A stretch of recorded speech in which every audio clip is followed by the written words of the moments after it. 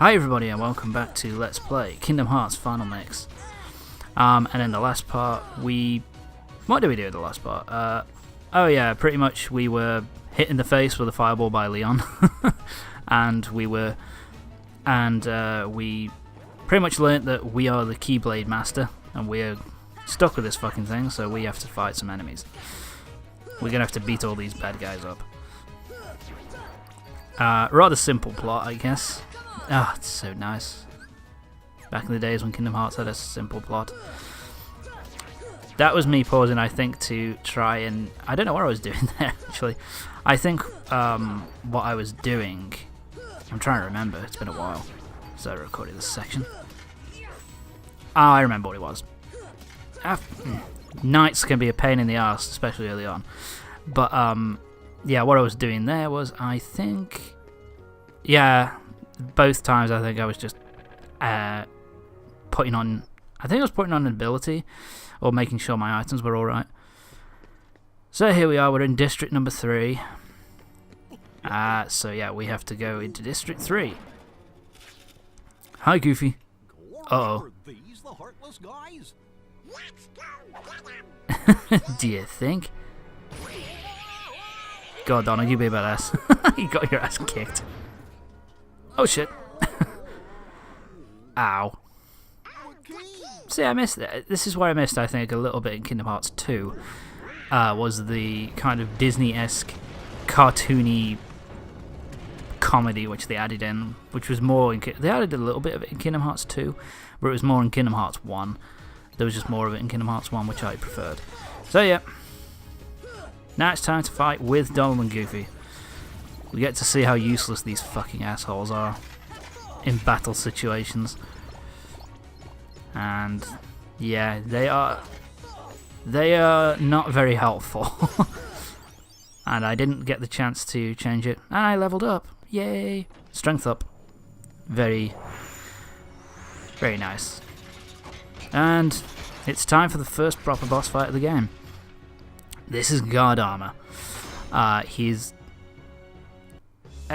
I like the design. It's kind of cool. Cartoony yet cool, I think. And I like the colours, actually. He does a fuck ton of damage if you get hit by him. So yeah, he does the spin attack, he does the bounce on you, which... God, that does a lot of damage. What was I going to say? Oh yeah. I like his design, I think it's pretty cool. Oh, and I think it was Donald there, which healed me. Who healed me. Thank you. He also likes to shoot his arms out away from you. The best thing to do, I find, in this battle... Actually, I don't really do it here, I just wildly just trying to fucking hit him like a moron. But, the best thing to do with Guard Armor is to target one specific body part. So if you want to target his arms, target one arm, get rid of those. Just focus on one arm and get rid of it. Then focus on the on another body part, whether it be the other arm or one of the legs, and just rinse and repeat until it's just his body left. So I need to use some health. See there, I got rid of his got rid of both of his legs there. That was nice. Still got to get rid of the arm though. I mean, you can cause damage to the body here, but it's just better if you do that. Here we go. Body's last thing to go. Just wail away at him. It's a really simple boss. I guess it should be. It's the first boss fight of the whole game. And there's me just... Yeah, this is the attack that he does. If he's the thing that's interesting is if you spin. Oh look, defense for both Donald and Goofy is up, and my max HP is up. That's useful. But what was I gonna say? Oh yes, when it comes to when he spins his arms or spins his body.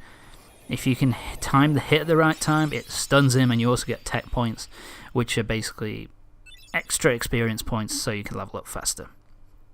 And we obtained the Brave Warrior. That's a little. That's an accessory, an item which you can put onto your character or to either Donald or Goofy, and that I think the Brave Warrior increases. What is it? I think it improves defense and it improves AP. It gives you more AP points, which is useful. I love this here. I always love it when Donald is kind of sneaky and kind of a bit of an arsehole to, he's just like, yeah, let's just use him to get what we want out of it. I've always loved that about Donald. He's just such I just always loved him as one of my favourite Disney characters. Here we go. Yeah, you definitely look funny, Goofy. You look goofy, Goofy. Happy. This one, that always makes me laugh. I don't know why. Okay, that's not funny. That's just awkward, Sora. That's just awkward. Okay, why not? And that's rich coming from Goofy. Name's Goofy. I'm Sora. Donald Duck. All for one, one for all. Ah, look at that animation. It looks so good. Oh, look at that transition. Get it? Because he has a key. Oh, I wonder who that could be. I always find this part really weird as to why they decided, oh, let's put all the Disney villains in darkness. It's just like, Disney fans were going to buy this. Did they think, oh, they won't be able to tell who these are? Especially when you're listening to, for example, somebody like James Woods. He's got a very recognisable voice. Yeah, I guess they've already revealed her at this point, so I don't suppose it really matters. Plus, it makes sense that she'd be the number one Kingdom Hearts villain. The number one Disney villain, but whatever. Also, something else that I just noticed for the first time, actually, her hand was clipping through her, clipping through her sleeve. That was that was bad. Now we obtained 500 money. I think I like that, actually. The fact that it's just called money but spelt in a kiddie-like way. I don't like that. I don't mind. Don't mean to say I don't like that. I don't mind that. That's pretty decent. So from here you can teleport to the gummy ship. The gummy ship is how we're going to transport ourselves from one world to the next. It also allows us to save. And that's pretty much it. You don't have to exit the world from the entry point. We have also learnt the fire spell. That's very useful. It automatically for the first 3 spells, it automatically puts it onto like a hotbar, so you hold the L1 button and it's square, triangle, circle. And we also learnt the dodge roll. That's really fucking useful. The dodge roll is, I think, you hold a direction and tap X, I think. No, that's not right. I think it's hold a direction and tap square and you will roll in that direction. It becomes really useful for boss fights. But yeah, so that was me equipping the abilities there. And something else. This is a Trinity mark. They appear in many places throughout the game. There are, I think, 8 of each Trinity in across the worlds. So there are the first ones are blue. They're also green, red, white, I think, as well. There's about 4 or 5 different kinds of Trinity mark, and pretty much they're just for 100% completion. You go onto a Trinity mark and it will get you to a chest, or you get items from it. I think that only unlocks once you get all the Trinity marks, and that gets you a Keyblade, I want to say, one of the more powerful ones in the game. Anyway, we've seen the item shop. This is the item shop. We've seen the accessory shop. This is the item shop where you can buy potions, high potions, ethers, tents, and those four down there are weapons. They are for Donald and Goofy. You can get the Morning Star and the Warhammer for Donald's first up, and the Smasher and the Stout Shield for Goofy. These weapons, the weapons in here will update as you go through the game, and you can get more powerful weapons. Pretty useful. It's worth. It's probably worth getting, going back and grinding for money and buying the most powerful shield that you can get at that time. It's okay. You'll also find in chests postcards.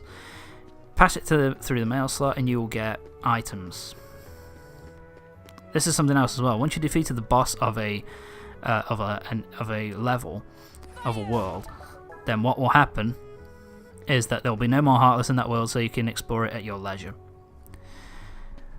Next thing we're going to do is go to the Mystical House. You get here, I think, by going to Area 2, I think.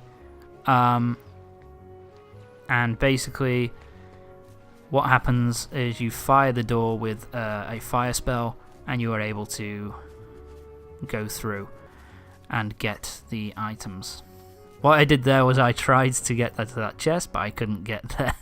So you have to wait till you get Glide to get that chest, and you also need to move further through the level, move further through the game to unlock the yellow Trinity mark to get, I think, another chest on the roof. Oh, look, Sora's hallucinating again. That fire must have caused more damage than we thought. I don't know whether these are...